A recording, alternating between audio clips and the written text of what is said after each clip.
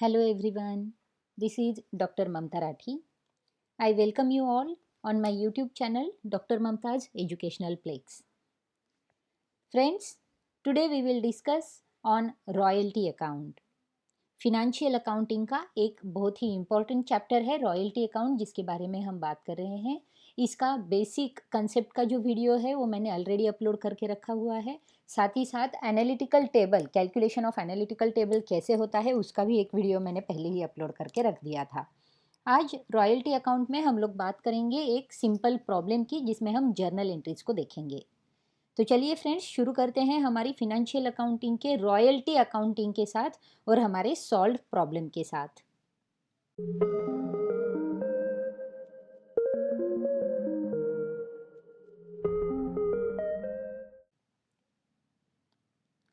सबसे पहले हम हमारा प्रॉब्लम रीड कर लेते हैं।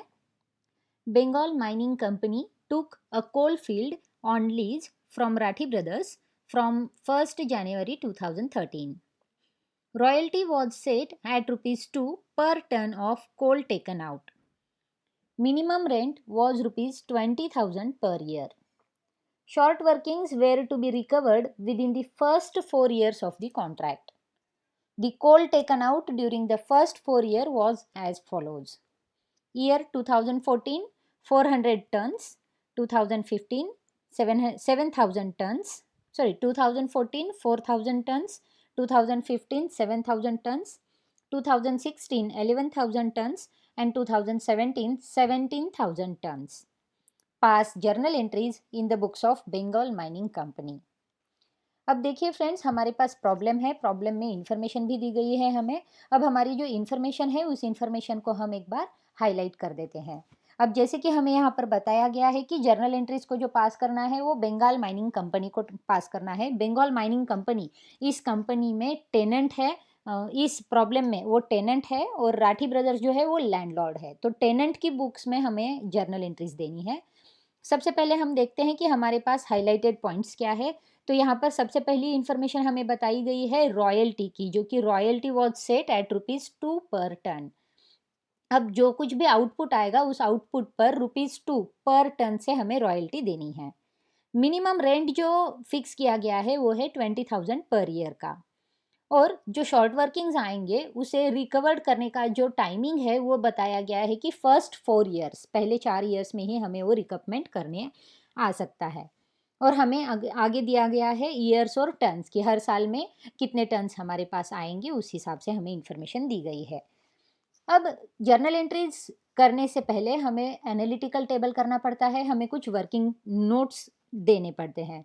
तो यहाँ पर आपके सामने एनालिटिकल टेबल मैंने रख दिया है। एनालिटिकल टेबल को देख के हम अब इसके ऊपर कैलकुलेशन कैसे करना है उसके हिसाब से एक एक पॉइंट कवर कर देते हैं। अब एनालिटिकल टेबल में अगर आप देखा जाए तो फर्स्ट कॉलम जो है वो ईयर का बताता है। सेकेंड कॉलम में आउटपुट जो टन्स में दिया गया है हमें, वो हमने लिख दिया है।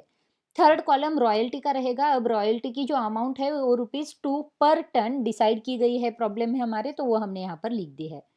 फोर्थ कॉलम रहेगा मिनिमम रेंट का। फिफ्थ कॉलम है शॉर्ट वर्किंग्स का। सिक्स्थ कॉलम सरप्लस का। सेवेंथ कॉलम है रिकवरमेंट का, यानी कि जो कुछ शॉर्ट वर्किंग्स आ रही है उसमें से कितनी अमाउंट है वो रिकवरेबल है, वो हमें यहाँ पर दिखाना है। नेक्स्ट कॉलम है अनरिकवरेबल शॉर्ट वर्किंग्स का, यानी कि यहाँ पर जो शॉर्ट वर्किंग्स हमारी है जो कि रिकवर नहीं हो सकती है वो अमाउंट हमें यहाँ पर देनी है। और लास्ट कॉलम जो है वो है पेएबल टू लैंडलॉर्ड का। अब लैंडलॉर्ड को हम कितना पैसा पे करेंगे ये यहाँ पर लिख देंगे हम। तो चलिए सबसे पहले हम हमारे ईयर के कॉलम को कंप्लीट कर देते हैं। हमारे पास जैसे कि इंफॉर्मेशन दी गई है 2014, 2015, 2016 एंड 2017 ईयर्स में है।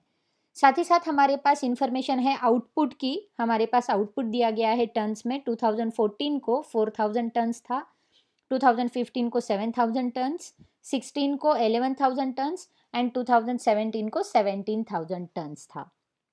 अब रॉयल्टी का कॉलम आ जाता है थर्ड कॉलम। अब रॉयल्टी जो दी गई है वो रुपीज 2 पर टन दी गई है। अब एक टन के लिए अगर रॉयल्टी 2 रुपए देनी है तो आउटपुट हमारे पास है, तो उस आउटपुट की रॉयल्टी कितनी होती है वो यहाँ पर हम कैलकुलेट कर सकते हैं। अब 2014 में आउटपुट जो था वो था 4,000 टन्स का और रॉयल्टी का रेट है रुपीज 2 पर टन। तो रॉयल्टी हो जाएगी हमारी 4,000 मल्टीप्लाइड बाय रुपीज 2, 8,000। 2015 में 7000 टन्स का आउटपुट था, तो रॉयल्टी हो जाएगी 7000 मल्टीप्लाइड बाय 2, 14000। 2016 में 11,000 आउटपुट था, तो मल्टीप्लाइड बाय 2 अमाउंट आ जाती है 22,000 की।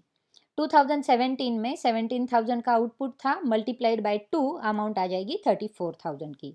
तो इस तरह से हमारे पास रॉयल्टी की अमाउंट आ जाती है। अब जैसे कि प्रॉब्लम में हमें बताया गया है कि मिनिमम रेंट जो है वो मिनिमम रेंट फिक्स किया गया है 20,000 पर ईयर का। तो यहाँ पर मिनिमम रेंट की कॉलम में हम लोग लिख देंगे 20,000 पर ईयर हमारा मिनिमम रेंट होगा। अब देखिए हमारे पास रॉयल्टी की अमाउंट भी आ गई है और मिनिमम रेंट की भी अकाउंट आ गई है। अब इन दोनों को हम जब भी एनालाइज करेंगे तो इनमें से जो गैप निकलता है वो होता है हमारा शॉर्ट वर्किंग का। अब जैसे कि हम माइनिंग में काम कर रहे हैं, रॉयल्टी में हम प्रॉब्लम सॉल्व कर रहे हैं, तो रॉयल्टी या मिनिमम रेंट इनमें से जो ज़्यादा रहेगा वो अमाउंट हमें लैंडलॉर्ड को पे करनी होती है। तो अब 2014 में हमारी रॉयल्टी है 8,000 की और हमारा मिनिमम रेंट है 20,000 का, यानी कि हमें 20,000 रुपीज़ तो देने ही है लैंडलॉर्ड को, बट रॉयल्टी के 8,000 रुपीज़ हमें मिल रहे हैं। तो इन दोनों का जो गैप आएगा वो हो जाएगा हमारा शॉर्ट वर्किंग, यानी कि हमारा शॉर्टेज। तो जो गैप है वो है 12,000 का, कि 12,000 का जो एक्सेस अमाउंट है जो कि रॉयल्टी में हमें नहीं मिल रहा है लेकिन हमें पेड करना पड़ेगा लैंडलॉर्ड को, तो ये अमाउंट है 12,000 का 2014 को। उसी तरह से 2015 को रॉयल्टी है 14,000 की और मिनिमम रेंट है हमारा 20,000 का, यानी कि मिनिमम रेंट ज़्यादा है, रॉयल्टी कम हो रही है, तो यहाँ पर भी फिर से शॉर्टेजेस आ रहा है। तो शॉर्टेज है हमारा 6,000 रुपीज़ का। अब 2016 में हमारे पास रॉयल्टी है 22,000 की और मिनिमम रेंट है 20,000 का। अब देखिए यहाँ पर रॉयल्टी ज़्यादा है, मिनिमम रेंट कम है, तो यहाँ पर हमारे पास सरप्लस आ जाता है। यहाँ पर किसी तरह का शॉर्टेज नहीं है तो सरप्लस है, और सरप्लस कितने का होगा, तो सरप्लस हो जाएगा 2,000 रुपीज़ का। तो ये 2,000 रुपीज़ जो है 2016 के वो हम सरप्लस की कॉलम में लिख देंगे। साथ ही साथ 2017 को भी हमारे पास रॉयल्टी है 34,000 की और मिनिमम रेंट है हमारा 20,000 का। यहाँ पर भी सरप्लस हो रहा है, रॉयल्टी ज़्यादा है हमारे पास, तो ये जो सरप्लस अमाउंट है वो सरप्लस के कॉलम में हम लिख देंगे 14,000 रुपीज़। अब शॉर्ट वर्किंग्स है हमारे पास और सरप्लस भी है हमारे पास। अब क्या होता है कि जैसे कि हमें बताया गया है प्रॉब्लम में, short workings were to be recovered within the first 4 years of the contract. Short workings जो आ रही है उसे रिकवर कर देना है हमें और पहले 4 सालों में ही उसे रिकवर करना है। अब ये जो शॉर्ट वर्किंग होती है वो कहाँ से रिकवर करते हैं, तो शॉर्ट वर्किंग को हमें रिकवर करना होता है हमारी सरप्लस की अमाउंट के साथ, यानी कि सरप्लस में जितनी अमाउंट हमारे पास अवेलेबल होगी उन अमाउंट में से हम हमारी शॉर्ट वर्किंग की अमाउंट को एडजस्ट करेंगे, रिकवर कर देंगे। तो देखिए शॉर्ट वर्किंग्स में हमारे पास अमाउंट है 12,000 और 6,000 की, यानी कि टोटल अमाउंट जो शॉर्ट वर्किंग्स की है हमारे पास वो है 18,000 की। और सरप्लस में अगर हम देखें तो सरप्लस में हमें अमाउंट दिख रही है 2,000 एंड 14,000 की, यानी कि टोटल अमाउंट है हमारे पास सरप्लस में 16,000 की। इसका मतलब ये होता है कि शॉर्ट वर्किंग्स है 18,000 के, सरप्लस है 16,000 के, तो जो रिकवरी है वो 16,000 की ही होगी। 2,000 रुपीज़ जो है वो अनरिकवरेबल शॉर्ट वर्किंग्स है। तो सबसे पहले हम लोग क्या करते हैं, तो हमारे पास सरप्लस जो है वो 2016 में है। 2016 में 2,000 रुपीज़ का सरप्लस है, तो उसकी रिकवरी, इस 2,000 रुपीज़ की रिकवरी हम लोग कर देते हैं। तो हमारे जो शॉर्ट वर्किंग थे 2014 के, उनमें से 2,000 रुपीज़ यहाँ पर रिकवर हो जाएंगे। तो रिकपमेंट की कॉलम में हमने 2016 को, हमारे पास बैलेंस था 2,000 रुपीज़ का, तो रिकपमेंट भी कर दिया है हमने। अब 2014 के 12,000 में से 2,000 रुपीज़ जो है वो यहाँ पर रिकवर हो चुके हैं, तो अब बैलेंस बच गया वहाँ पर 10,000 रुपीज़ का। तो 10,000 रुपीज़ शॉर्ट वर्किंग वहाँ पर अभी भी है। और 2015 में अगेन हमारे पास अमाउंट है 6,000 की शॉर्ट वर्किंग में। अब 2017 में हमारे पास सरप्लस की अमाउंट है 14,000 की। अब देखिए हमारे पास बैलेंस 10,000 का और 6,000 का, यानी कि 16,000 का बैलेंस है, लेकिन सरप्लस में अवेलेबल बैलेंस जो है वो है 14,000 का।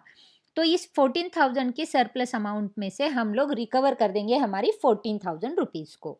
तो हमारे 14,000 रुपीज़ जो है वो रिकवर हो जाएंगे।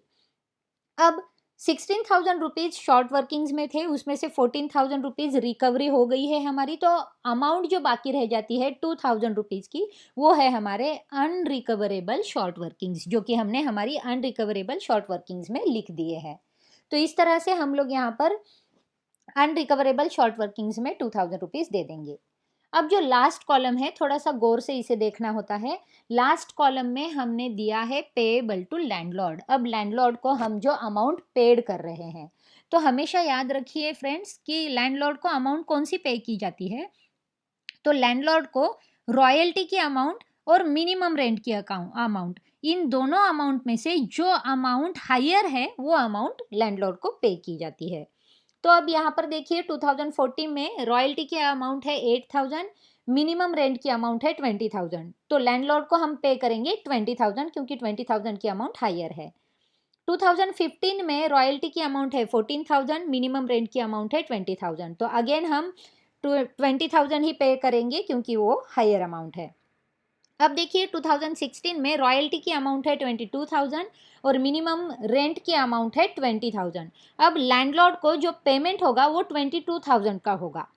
अब 22,000 का पेमेंट तो उन्हें होगा, लेकिन हमने रिकवरी की है 2,000 की, तो ये जो 2,000 थे वो रिकवरी में चले गए, तो अगेन हमारे पास बाकी रह जाते हैं 20,000 रुपीज़ ही, तो हम लैंडलॉर्ड को पेड करेंगे फिर से 20,000 रुपीज़। इसे थोड़ा सा ध्यान देकर देख लीजिए फ्रेंड्स। अगेन 2017 में रॉयल्टी की अमाउंट आएगी 34,000 और मिनिमम रेंट की अमाउंट आएगी 20,000। अब यहाँ पर रॉयल्टी की अमाउंट ज़्यादा है तो लैंडलॉर्ड को हमको पे करना पड़ेगा 34,000 रुपीज़, लेकिन इन 34,000 रुपीज़ में से 14,000 रुपीज़ जो थे वो हमने रिकवरी कर ली थी 2017 में, तो हमारे पास फिर से बैलेंस जो अवेलेबल है वो हो जाएगा 20,000 का। सो लैंडलॉर्ड को जो पेड करनी है अमाउंट वो हम पेड कर रहे हैं 20,000 रुपीज़ की। तो इस तरह से हम लोग यहाँ पर सारी कैलकुलेशंस कर चुके हैं, हमारा एनालिटिकल टेबल रेडी हो चुका है, हमारे पास आउटपुट है, हमारे पास रॉयल्टी की अमाउंट है, मिनिमम रेंट की अमाउंट है, शॉर्ट वर्किंग्स कहाँ हुए हैं, सरप्लस कहाँ हुए हैं, शॉर्ट वर्किंग्स की कितनी रिकवरी हुई है, कितनी रिकवरी नहीं हुई है, लैंडलॉर्ड को हमने कितना अमाउंट पेड किया है, ये सारी चीज़ों का कैलकुलेशन हमने यहाँ पर कर लिया है। अब इन एनालिटिकल टेबल की वैल्यूज़ को लेकर हमें जर्नल एंट्रीज करनी है टेनेंट की बुक्स में। जर्नल एंट्रीज का फॉर्मेट मैंने ऑलरेडी पहले ही आपको दे दिया था, जिसका वीडियो मैंने अपलोड कर दिया था मेरी चैनल पर, उसकी लिंक भी मैंने इस वीडियो में दी है। अगर आप उस लिंक पर जाकर उस फॉर्मेट को देख लें तो आपको ये प्रॉब्लम बहुत अच्छे से और बहुत जल्दी से समझ आ जाएगा। तो चलिए शुरू करते हैं अब हम हमारी जर्नल एंट्रीज के साथ। In the books of Bengal mining company, journal entries, date, particulars, ledger folio, amount, debit side, amount credit side. अब ये टेनेंट का अकाउंट है, टेनेंट के अकाउंट में हम लोग हमारी जर्नल एंट्रीज कर रहे हैं। तो अब जर्नल एंट्रीज जब करते हैं हम, तो जर्नल एंट्रीज में सबसे पहली एंट्री होती है मिनिमम रेंट पेएबल की। अब ये मिनिमम रेंट जो है उसे ड्यू करना होता है। अब मिनिमम रेंट जब भी रॉयल्टी मिनिमम रेंट से कम होती है तो ये वाली एंट्री हम कर देते हैं। तो ये वाली जो ट्रांजैक्शन होते हैं वो at the end of the year ही होते हैं। सो डेट में 31 दिसंबर 2014 आएगा और हमारी एंट्री हो जाएगी minimum rent account debit to Rathi brothers account. अब जो मिनिमम रेंट था 2014 का वो था 20,000 रुपीज़ का, सो अमाउंट में 20,000 रुपीज़ आ गए हैं और नरेशन में हम लिख देंगे बीइंग मिनिमम रेंट ड्यू। अब जो नेक्स्ट एंट्री होगी वो होगी रॉयल्टी और शॉर्ट वर्किंग्स की। अब जैसे कि हमें पता है 2014 में रॉयल्टी जो थी वो थी 8,000 की और 8,000 की रॉयल्टी आने की वजह से मिनिमम रेंट 20,000 का था, तो शॉर्ट वर्किंग जो आए थे हमारे वो थे 12,000 के, तो उसे भी हम एडजस्ट कर देंगे यहाँ पर। 31 दिसंबर 2014 को royalty account debit 8,000, short workings account debit 12,000 to minimum rent account 20,000 being royalty and short workings. अब यहाँ पर हमने रॉयल्टी और शॉर्ट वर्किंग्स की अमाउंट दे दी है और हमारी मिनिमम रेंट की अमाउंट को भी एडजस्ट कर दिया है। अब जो नेक्स्ट एंट्री होगी उस एंट्री में हमें लैंडलॉर्ड को पेमेंट करना है, यानी कि थर्ड एंट्री जो है वो होती है पेमेंट टू लैंडलॉर्ड की एंट्री। तो अब 2014 में हमने लैंडलॉर्ड को 20,000 रुपीज़ पेड कर दिए थे, तो उसकी एंट्री हो जाएगी Rathi brothers account debit to cash account 20,000 being payment made to Rathi brothers. अब 2014 में जो रॉयल्टी थी उस रॉयल्टी को हमें ट्रांसफ़र कर देना होता है हमारी प्रॉफिट एंड लॉस अकाउंट के साथ। तो ट्रांसफ़र ऑफ रॉयल्टी की एंट्री जो है वो 2014 की बन जाएगी। तो एंट्री होती है profit and loss account debit to royalty account 8,000 rupees being transfer of royalty account. तो इस तरह से 2014 की सारी एंट्रीज हमने कर दी है। पहली एंट्रीज थी मिनिमम रेंट ड्यू की एंट्री, दूसरी एंट्री में हमने रॉयल्टी और शॉर्ट वर्किंग्स को लिख दिया था, थर्ड एंट्री में हमने पेमेंट कर दिया था लैंडलॉर्ड को, और फोर्थ एंट्री में हमने रॉयल्टी को ट्रांसफ़र कर दिया था। तो इस तरह से 2014 की सारी एंट्रीज हो चुकी है। अब हम बढ़ते हैं 2015 की एंट्रीज के साथ। 2015 में फिर से हम शुरू करेंगे मिनिमम रेंट ड्यू की एंट्री के साथ। 2015 में अगेन 31 दिसंबर 2015 को minimum rent account debit to Rathi brothers account 20,000 being minimum rent due. अब जो सेकेंड एंट्री होती है वो होती है रॉयल्टी और शॉर्ट वर्किंग की। अब 2015 में रॉयल्टी थी 14,000 की, मिनिमम रेंट 20,000 का था, तो जो गैप था वो हो जाता है शॉर्ट वर्किंग का, जो कि हमने ऑलरेडी निकाल दिया था। तो शॉर्ट वर्किंग्स जो है वो होंगे 6,000 रुपीज़। तो सेकेंड एंट्री जो हो जाएंगी वो रॉयल्टी और शॉर्ट वर्किंग्स की हम लोग कर लेते हैं। Royalty account debit 14,000, short workings account debit 6,000 to minimum rent account 20,000। तो इसी तरह से हम लोगों ने इस रॉयल्टी और शॉर्ट वर्किंग की एंट्री कर दी है। अब थर्ड एंट्री जो होती है वो होगी पेमेंट टू लैंडलॉर्ड की एंट्री। सो 31 दिसंबर 2015 को लैंडलॉर्ड को हमने 20,000 रुपीज़ दिए थे। So Rathi brothers account debit to cash account being payment to Rathi brothers 20,000 rupees. तो इसी तरह से पेमेंट हमने कर दिया है। और जो लास्ट एंट्री बची है हमारी 2015 की, जहाँ पर हमने रॉयल्टी जो है उस रॉयल्टी को प्रॉफिट एंड लॉस अकाउंट को ट्रांसफ़र कर देना है। तो profit and loss account debit to royalty account 40,000 की जो रॉयल्टी थी वो रॉयल्टी हम लोगों ने ट्रांसफ़र कर दी है प्रॉफिट एंड लॉस अकाउंट को। सो 2015 में भी अगेन ये चारों एंट्रीज हमने कर ली है। 2014 और 2015 की एंट्रीज हमारी हो चुकी है। अब हम करेंगे 2016 की एंट्रीज। अब 2016 में रॉयल्टी की जो अमाउंट थी वो 22,000 थी और मिनिमम रेंट जो था वो था 20,000 का। इसका मतलब ये होता है कि यहाँ पर रॉयल्टी की जो अमाउंट है वो मोर देन हो जाती है मिनिमम रेंट के। अब जब भी रॉयल्टी की अमाउंट मिनिमम रेंट से ज़्यादा होती है तो सबसे पहले एंट्री आती है रॉयल्टी ड्यू की। यहाँ पर मिनिमम रेंट ड्यू नहीं होता है, तो यहाँ पर रॉयल्टी ड्यू होती है, क्योंकि मिनिमम रेंट तब देते हैं जब रॉयल्टी कम होती है। सो इस ईयर में रॉयल्टी जो है वो रॉयल्टी ज़्यादा आ चुकी है, तो जितना ज़्यादा पैसा आएगा उतना ज़्यादा हमें लैंडलॉर्ड को पेड करना पड़ेगा। सो रॉयल्टी अकाउंट को ड्यू करना पड़ेगा हमें 2016 में। सो पहली एंट्री होगी रॉयल्टी ड्यू की। तो एंट्री आएगी हमारी royalty account debit to Rathi brothers account 22,000 being royalty due. अब इसी तरह से ये जो 22,000 रुपीज़ थे वो हमने रॉयल्टी ड्यू कर दिए हैं। अब जो सेकेंड एंट्री होती है वो होगी पेमेंट टू लैंडलॉर्ड की और साथ ही साथ रिकपमेंट ऑफ शॉर्ट वर्किंग की। अब रॉयल्टी तो ड्यू हो गई है 22,000 की, यानी कि राठी ब्रदर्स को हमें 22,000 रुपीज़ पेड करने हैं। लेकिन राठी ब्रदर्स को 22,000 रुपीज़ देने से पहले हमें शॉर्ट वर्किंग्स जो है उस शॉर्ट वर्किंग्स को भी देखना पड़ेगा, क्योंकि रिकपमेंट जो है वो टेक प्लेस होता है ओनली इन द ईयर्स जहाँ पर सरप्लस होता है। तो यहाँ पर जो रिकपमेंट है वो रिकपमेंट हम एडजस्ट कर देंगे। सो हमारी एंट्री होगी राठी ब्रदर्स को जो पैसे दे रहे हैं हम उसमें से 20,000 कैश दे रहे हैं और 2,000 जो है वो शॉर्ट वर्किंग जो कि हमने रिकवर की थी उसके दे रहे हैं। तो हमारी एंट्री हो जाएगी Rathi brothers account debit 22,000 to short workings account 2,000 to cash account 20,000। और थर्ड एंट्री जो होगी इस ईयर में वो होगी जो रॉयल्टी की अमाउंट है उस रॉयल्टी की अमाउंट को ट्रांसफ़र करना है। तो अगेन ट्रांसफरिंग एंट्री जो है profit and loss account debit to royalty account 22,000 rupees. तो इसी तरह से 2016 में ये 3 एंट्रीज होगी। यहाँ पर जो है वो रॉयल्टी अकाउंट ड्यू की एंट्री पहले होगी, फिर उसी के बाद पेमेंट की, लैंडलॉर्ड को जो पेमेंट कर रहे हैं हम उसकी दूसरी एंट्री होगी, और रॉयल्टी जो है उसको ट्रांसफ़र कर देना है उसकी तीसरी एंट्री होगी।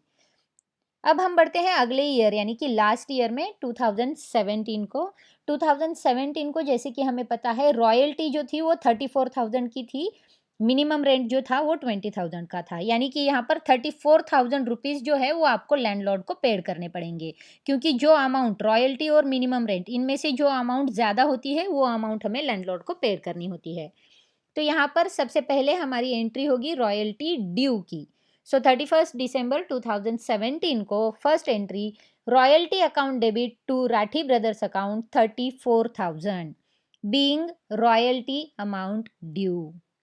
अब नेक्स्ट जो है वो राठी ब्रदर्स को पेमेंट देना है, तो राठी ब्रदर्स को जो पेमेंट देंगे वहाँ पर शॉर्ट वर्किंग्स जो हमने रिकवर कर ली थी उस रिकवरिंग की एडजस्टमेंट भी यहाँ पर दिखानी पड़ेगी, क्योंकि 34,000 रॉयल्टी के अमाउंट ड्यू है, उसमें से 20,000 रुपीज़ तो हम कैश में दे रहे हैं राठी ब्रदर्स को, और 14,000 जो थे उस 14,000 की रिकवरी हम लोगों ने कर दी थी, रिकपमेंट हमने कर दिया था, तो वो यहाँ पर स्पेसिफाई कर देते हैं। तो हमारी एंट्री बन जाएंगी Rathi brothers account debit to short workings account to cash account. Rathi brothers account debit में 34,000 रुपीज़ जाएंगे, शॉर्ट वर्किंग्स अकाउंट में 14,000 और कैश अकाउंट जाएगा 20,000 rupees. So being recoupment and repayment to landlord. अब जो लास्ट एंट्री होगी उस लास्ट एंट्री में हमें हमारी जो रॉयल्टी है उस रॉयल्टी को ट्रांसफ़र कर देना है प्रॉफिट एंड लॉस अकाउंट को। अब देखिए लास्ट ईयर में जो रॉयल्टी थी वो रॉयल्टी 34,000 की थी, और शॉर्ट वर्किंग अनरिकवरेबल में हमारे पास 2,000 रुपीज़ का बैलेंस है। अब ये जो अनरिकवरी है यानी कि रिकवरी हुई नहीं है, ये पैसों का बैलेंस ऐसे ही दिख रहा है, तो ये जो है वो लॉस हो जाएगा हमारा, तो ये लॉस जो है प्रॉफिट एंड लॉस अकाउंट को सेंड करना पड़ेगा। तो प्रॉफिट एंड लॉस अकाउंट में टोटल अमाउंट जो जाएगी वो जाएगी 36,000 की, यानी कि रॉयल्टी की अमाउंट जो है वो 34,000 की, और जो शॉर्ट वर्किंग अनरिकवर्ड है 2,000 रुपीज़ की वो 2,000 रुपीज़ के। तो हमारी एंट्री इस तरह से होगी, profit and loss account debit 36,000 to royalty account 34,000 to short workings account 2,000 being transfer of royalty and irrecoverable short workings. अब ये जो इररिकवरेबल शॉर्ट वर्किंग्स थे वो हमने प्रॉफिट एंड लॉस अकाउंट को सेंड कर दिए हैं, ट्रांसफ़र कर दिए हैं।